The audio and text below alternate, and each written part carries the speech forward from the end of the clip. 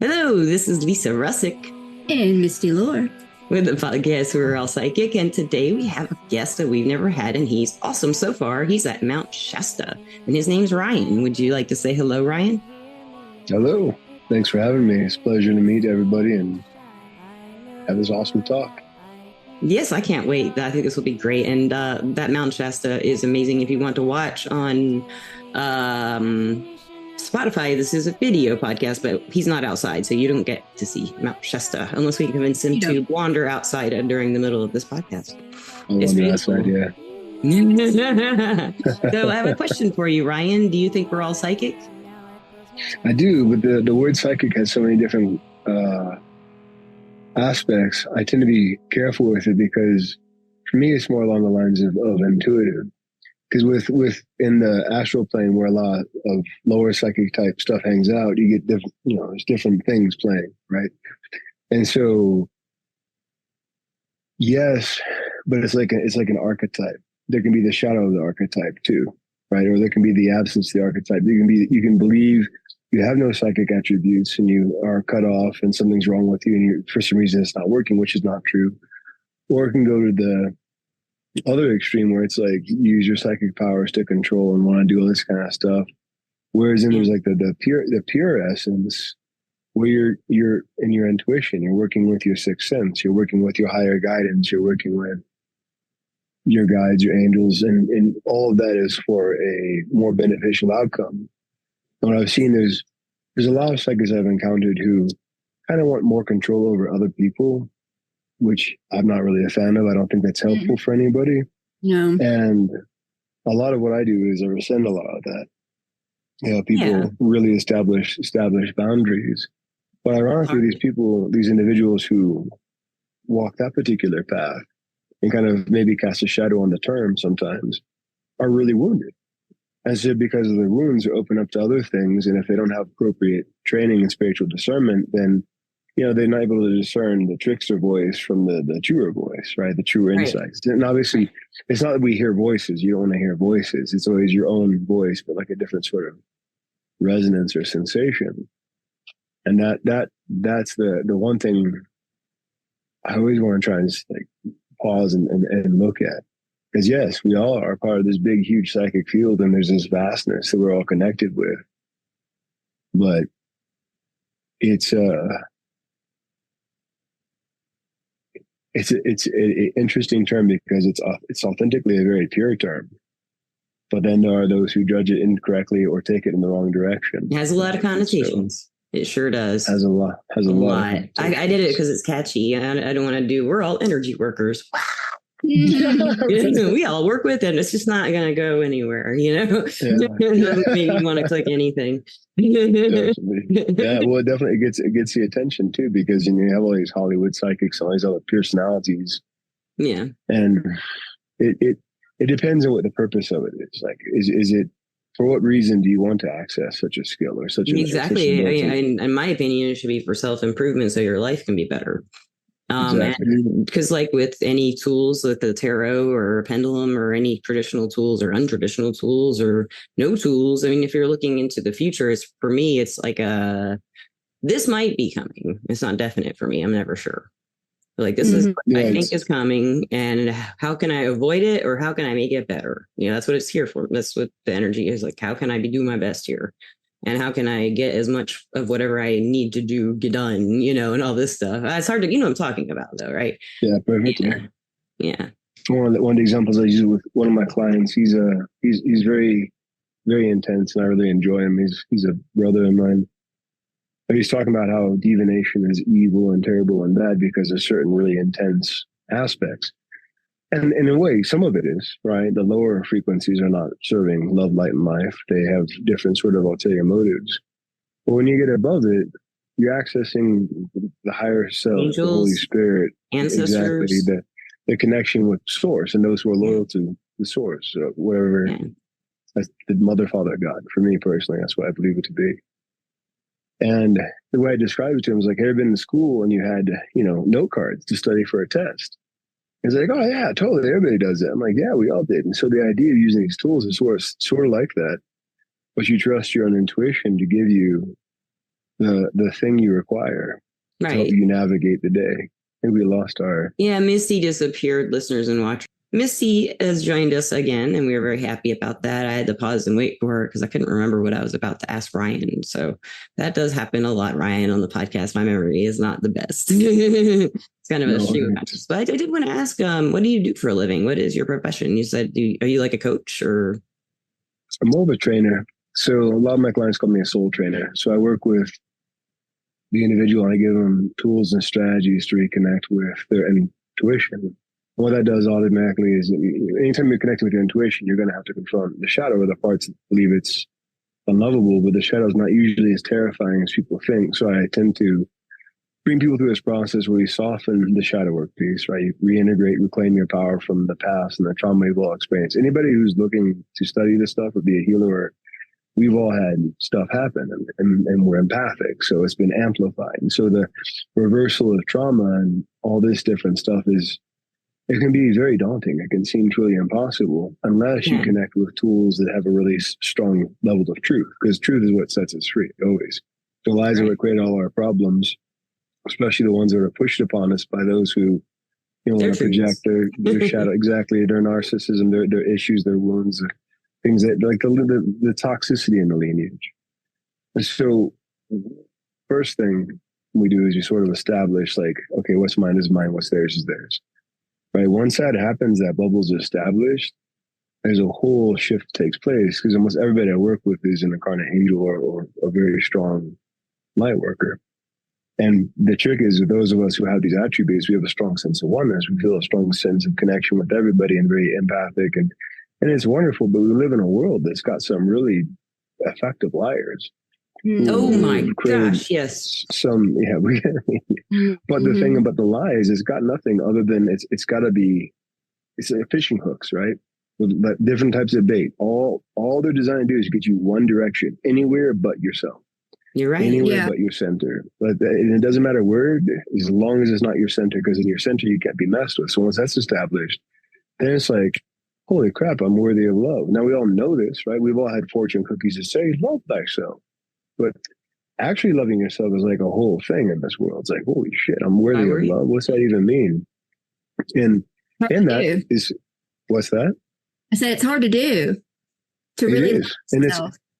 And it's a daily practice too. And it's loving the different aspects of yourself too, like getting outside of the either or voice and finding the synthesis. This is a big lesson that's been happening with all my clients, especially time is recording. There's really really intense eclipse. There's a lot of stuff that was going on.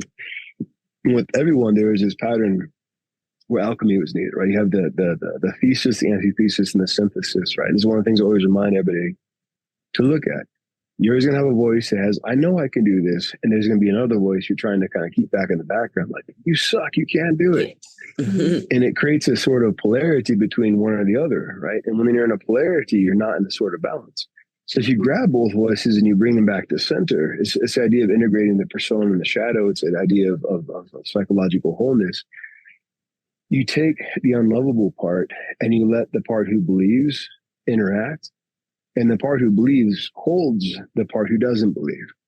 And this becomes very turbulent, but this is where the alchemy is. So an example that I had happen, maybe even earlier today, modifying it to respect the client's privacy. An individual who frankly has done some really great stuff, who has succeeded, has had some big breakthroughs, is about to do a really big breakthrough.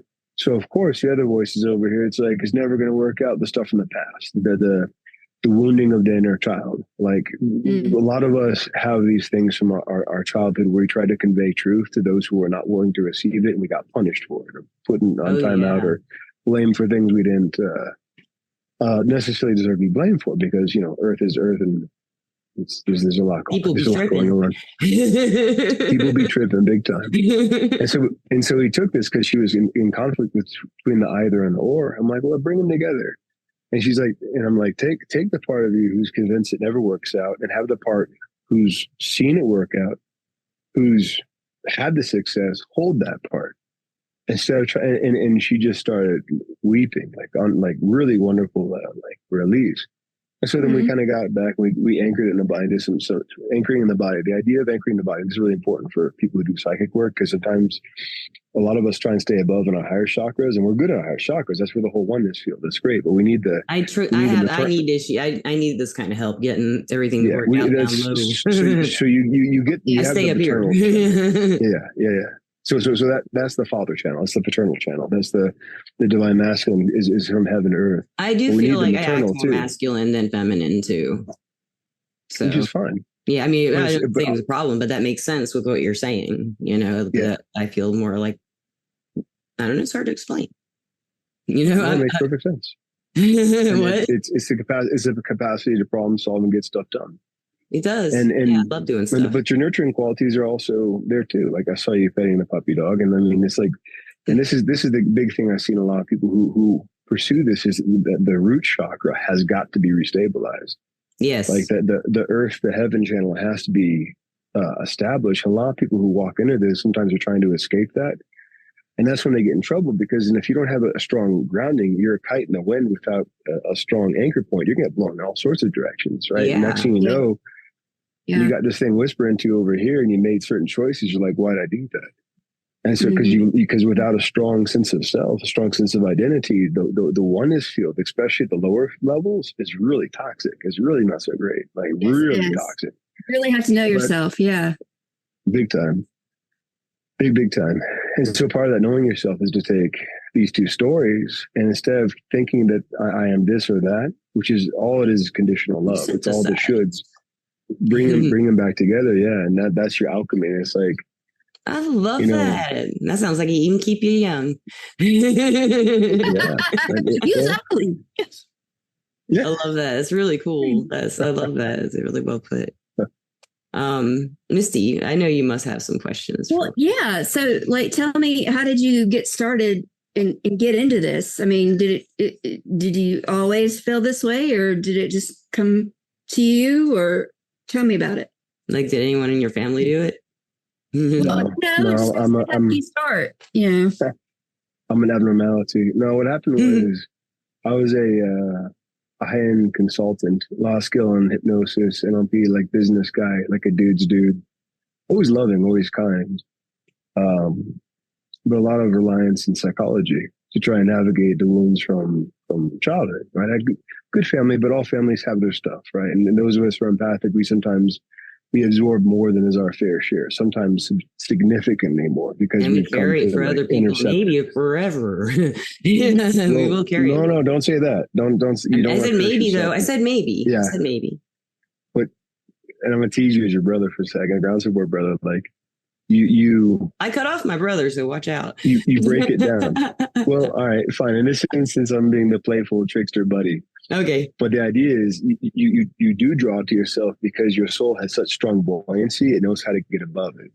It knows how to break it down, right? Yeah. It's your infrastructure of light is so strong, you're just not going to stick in it. It's a lot, right? It's a whole bunch. Like washing tar off of the body is difficult. No matter how skilled you are at washing things, tar is very sticky. And so, a lot of us did this. We're like sponges. We came in and we sucked up all this different stuff because we knew our capacity to purify was that capable that by the completion of the lifetime, ideally way sooner than the completion, like as soon as possible, we would be able to rise above it, right? And have dissolved a lot of that. And it creates turbulence in the families, because if you have a truth teller in a family that's toxic, that doesn't, lies don't embrace the truth. Not good. Yeah. Yeah. Well, it's good. It's just unbelievably difficult and next to impossible, because you can't convince a liar of anything as long as they're locked. And then it's sad. There's malicious. I see what you're saying. Yeah. And so if you're a truth teller and you're a younger truth teller trying to tell, hey, mom, dad, this, that, and the other, you get blasted by all the different things, right? And so it's like that the truth, your innate truth within you isn't supposed to be there. And so in my process of trying to figure out how to fix it just intuitively, right? All of us have done things to try and solve. All of us, we become psychologists, yoga teachers, all these different types of healers, teachers, guides. And it's because of who we are. It's who our souls are. Right? It's the reason why, instead of becoming serial killers, which you could have, we became facilitators of healing and said, no, the darkness is going to stop with me. I'm not going to carry it forward. And so one of my business buddies had this big intuition that I was supposed to go up and see him on this in these beautiful mountains in British Columbia for November 11, 2011. I didn't think anything of it. I thought it was like a marketing trip. And so I go and we have this experience. We have this insane off the wall, like spiritual experience. And I come into contact with the energy of Archangel Michael. Oh, that's and so, I love Michael. Huh? Yeah, Michael's, I mean, almost all of us who are who doesn't love Michael on the light side of this, that's the thing. Well, the only ones you don't are the ones who are caught or maintaining or perpetuating the delusion, right? All of us are part of this legion of Michael, and that's why when we call, he's like, boom, he's there. He's like so many times, and he is. I can't tell you one time that I had to face a lot of demons too. And I tell you what, when I really need somebody to battle for me, all I got to do is say, Michael, just say his name. And he is there and he right beside me. I mean, every time ready to fight. Yeah, you get good parking places by any chance?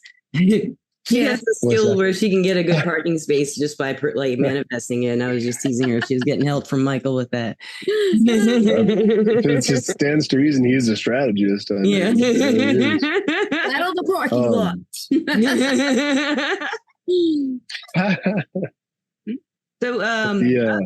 So where do you do this? Where do you live? Mount Shasta? Is that where you live right now? Or I'm kind of transient. I live in North Carolina, Smoky Mountains. It was home base. Yeah.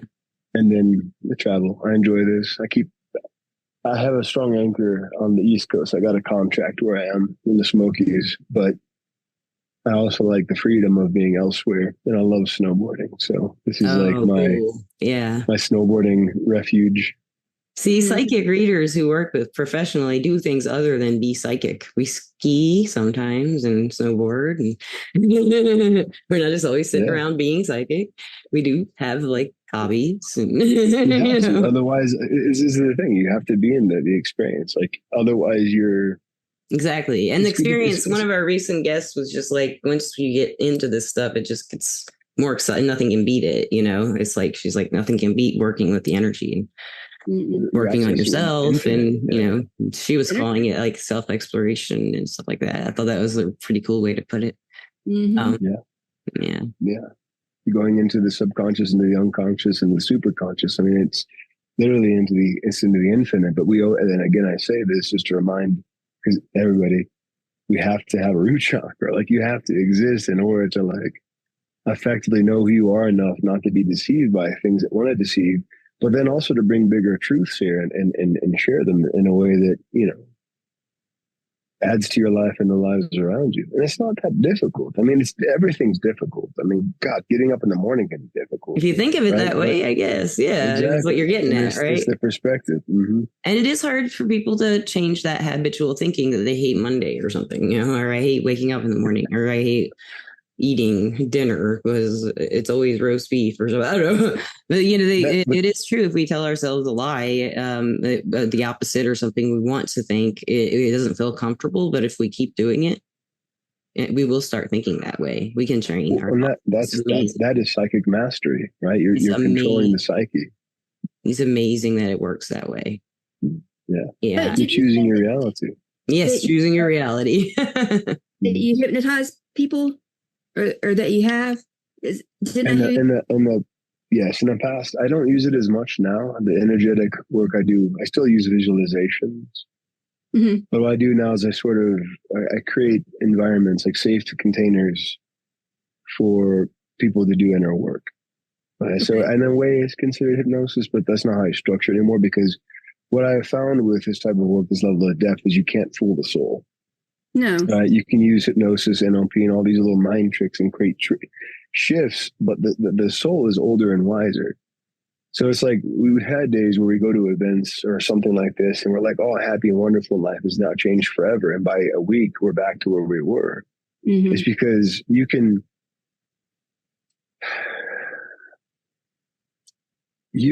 create quick shifts at the superficial level, but you can't fool your deeper self. Like it's not possible. And this is why, like you were saying, choosing the better stories, what you're doing with call it an incantation, a mantra. Mantras are amazing.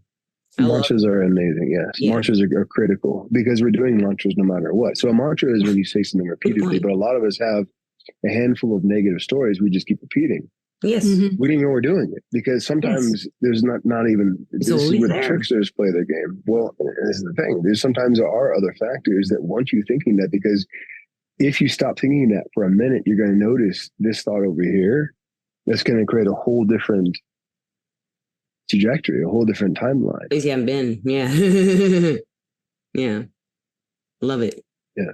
Timelines. Let's talk about that, because I was a writer when I was younger, and I wrote a science fiction time travel story, and that's what I'd written about. It was in the 90s when I wrote this book, but it was like, the idea in that book was that we did have to basically, every time someone makes a decision, there's a new timeline that splits off, as that's how they talked about it.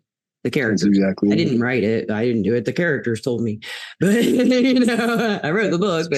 But that's what that's what people were kind of saying in the 90s already. So I was like, okay, well, if this book in the future will be more accurate if I add this.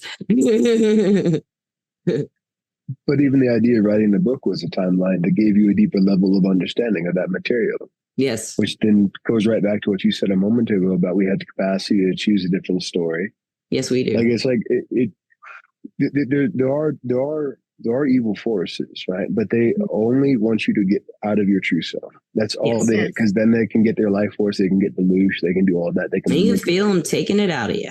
Mm-hmm. If you really pay attention, you can feel them just like Michael. But but there's also light side of it too, right? Which is perpetually reminding us how to come back to our true self, and then from there, we do things correctly. Like all my clients that I work with, the biggest lesson I attempt to instill is it's not that you have a purpose. It's not like an item or an objective. You are the purpose.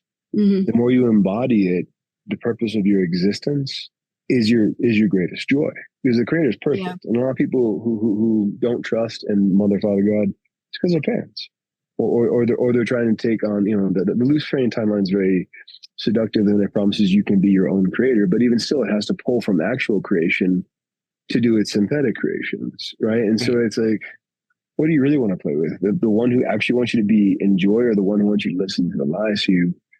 It's like the dark side of the force. Right? The Emperor didn't love Darth Vader. Right? The Emperor wanted to use Darth Vader, and then was willing to discard him in an instant when he thought he could snag Luke. Right? It has no loyalty, but it lies really good. With the other side, it's like, it's like, I like that reference. Me too.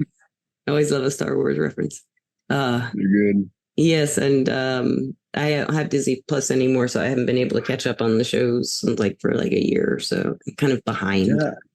I haven't watched them. I haven't heard fantastic things. I've watched Rebels. I like Obi-Wan Kenobi one. That was really good. Obi-Wan Kenobi was really good, and I really enjoyed.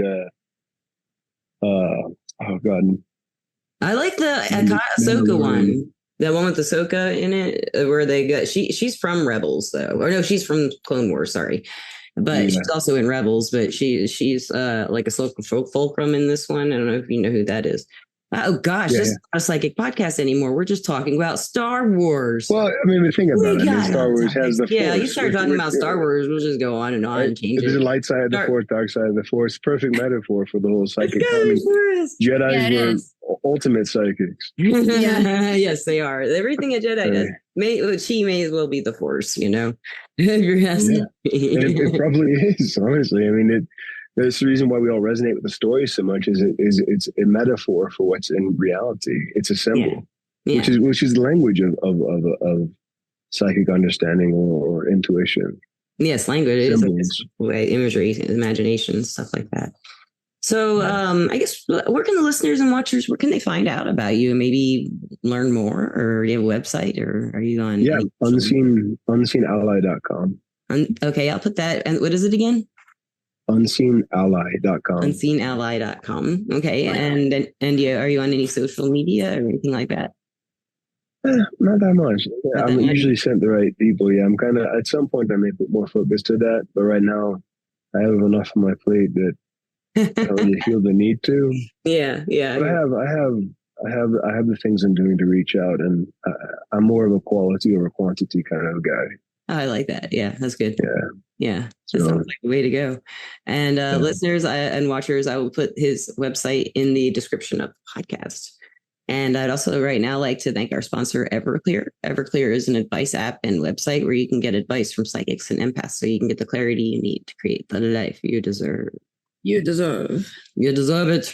You deserve. And I'm an advisor on Everclear under the name Lisa P. And there's a little fly, like a little fruit fly, are flying around me. It wants to get in my eye for some reason. Lisa P on there, LEESAP, and they is wonderful. I love them. I love Everclear so much. They're so cool. And I think at this point, what else do we do, Missy? I'm forgetting what happens next. Well, we have to thank the listeners. We do have to thank the listeners. Would you like to thank the listeners? Listeners, thank you. And the watchers. Ryan, you have to thank the watchers, Ryan. Thank you. Thanks for hanging out with us. Thank you for watching, listeners and watchers, and listening. And have a wonderful time wherever you may be. Peace out. Goodbye. Bye.